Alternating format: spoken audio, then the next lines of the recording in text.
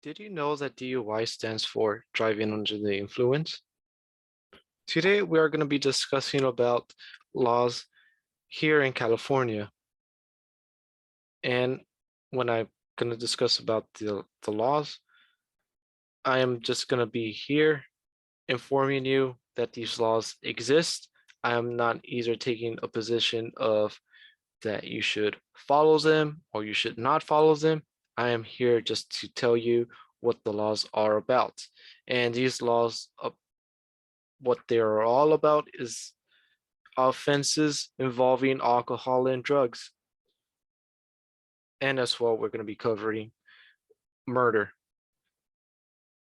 To start off, I am going to be discussing about two types of misdemeanor DUIs and what a Watson murder is, as a Watson murder is only native here to California. You won't hear this terminology used in any other states. To begin with, we're going to start off with VC 23152A. VC 23152A is a misdemeanor DUI, and it talks about impairment. VC 23152A only cares about if you drive bad with alcohol, or to put it into short sentences, it only cares if there's alcohol in you. As for an example, if an officer pulls you over and does a breathalyzer test and you have a blood alcohol content of a 0.01%, you might think you're not going to get a DUI, but under this law, you are going to get a DUI because you have alcohol in you. As this law is about impairment, the CDC has a comment about alcohol impairment, which it reduces your reaction. And whenever your reaction is reduced, it's going to cause destruction, especially when you're in the road, as impairment usually leads to car crashes. And the next law we're going to be talking about is VC 23152B. VC 23152B only cares about your blood alcohol content if it's 0.08% or above. As an example, if your blood alcohol content is under 0.08%, you're not going to get a DUI for breaking the law for VC 23152B, only for VC 23152A. It is possible that you break both laws at the same time, but this one only cares about if your alcohol content is above 0.08%. Again, the elements are you have to drive a vehicle.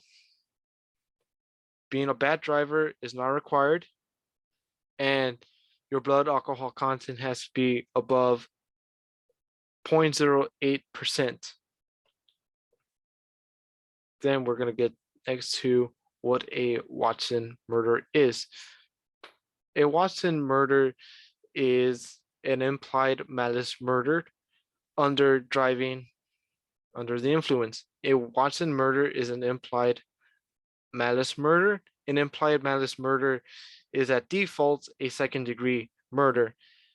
And usually here in California, a Watson murder is just another name for second-degree murder, but it only is called that because you hit someone and they died because you were under the influence. And what defines implied Malice is that the act was deliberately performed with knowledge of the danger to and with conscious disregard of human life, or in short terms, an accidental killing.